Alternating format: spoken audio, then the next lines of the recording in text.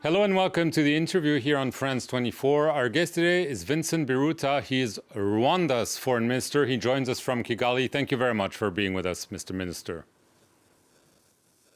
Thank you for inviting me. Mr. Minister, the situation at the border between Rwanda and the Democratic Republic of the Congo is extremely volatile. This Friday, I understand a Congolese soldier entered Rwandan territory and was shot. Can you confirm this? And are we witnessing the beginnings of a war between Rwanda and the DRC? Yes, this morning, Congolese soldier shot at and wounded two Rwandese police officers across the border, the Rubavu-Goma border. And that Congolese soldier was shot at and killed.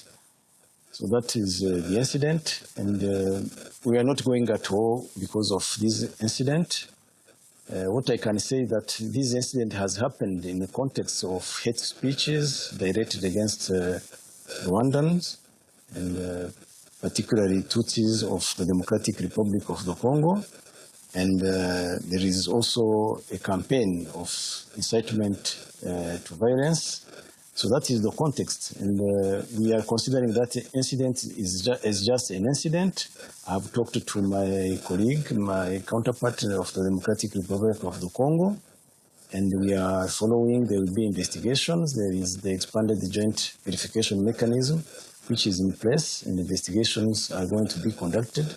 And we know the details. If it is the start of, the starting of a war, we are not responsible for starting that escalation, but we are so far considering it as an incident. When you talk to your Congolese colleague, Christopher Lutundula, did he apologize, or did he tell you, well, no, we don't talk to each other anymore, and that's the way it is? He regretted the incident and said that we need to work together to de-escalate the whole situation. Right. The DRC government has decided to suspend a number of agreements or pre-agreements with Rwanda. That begs the question, could there be maybe your ambassador to Kinshasa sent back to your country, and could diplomatic ties between your countries be suspended or even cut? It was the initiative of the government of the Democratic Republic of Congo to suspend agreements we had with them. It will be also the initiative either to send away the ambassador of Rwanda, but as a government, we will not be the one to take the initiative to suspend the diplomatic relationship with the Democratic Republic of the Congo. So you're saying that you would not take such a step first, correct?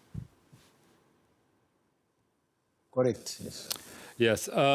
Regarding the presence of Rwandan troops on the territory of the DRC, that's what the DRC government says, but also that's what the U.S. Embassy in the DRC said. It said, I quote them, we are seeing a presence of Rwandan forces on DRC territory. So if the U.S., a close ally, says that you are present there, it really means that you do have soldiers there despite all your denials. Let me say that there are mechanisms in place here to deal with those situations, and we have a joint verification mechanism which is in place, which can verify all these allegations. But if anyone goes out and say whatever he thinks and make those statements, it is irresponsible. They are talking about the alleged presence of Rwandan soldiers in the DRC, but they are not talking about the cross-border sharing of the armed forces of the Democratic Republic of the Congo into Rwanda.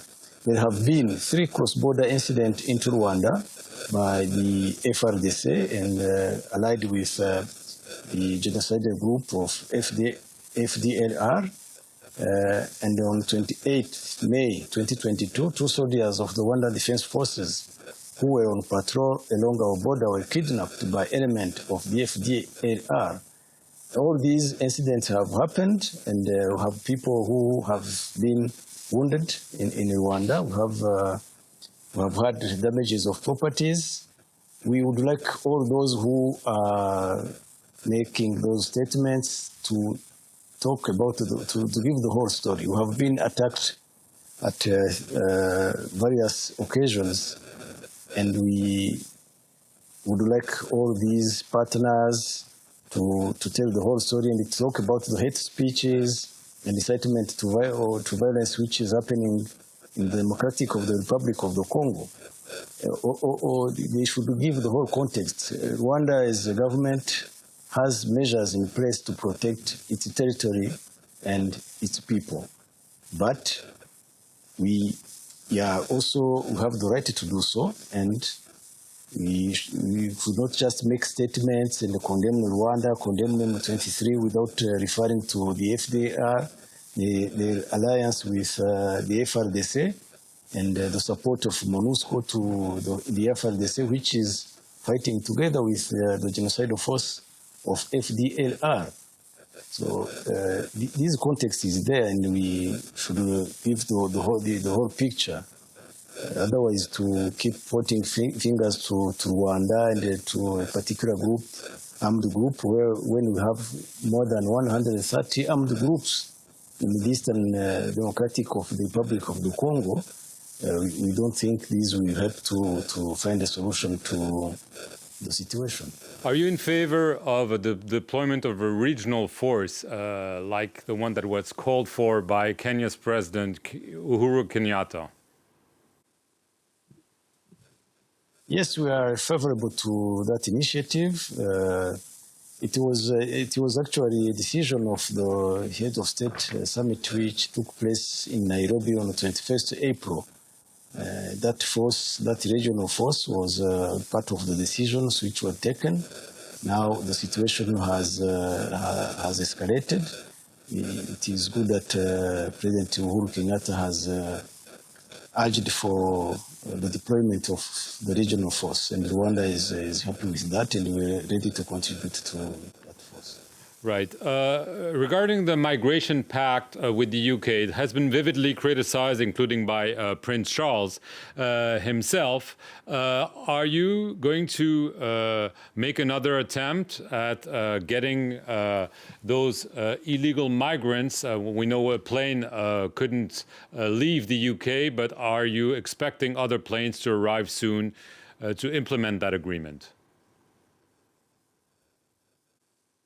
We are committed to the agreement we signed with the UK on migration, and we are ready to implement the agreement. We are ready to receive the migrants as soon as the UK will be able to send them. We have all the preparations have been done, and we are committed to the agreement. We wanted to contribute to a solution to illegal migration problem, illegal migration crisis. And we, as a country, were committed to the agreement we signed, and we are ready to implement it as soon as the UK will be able to send the migrants to our country.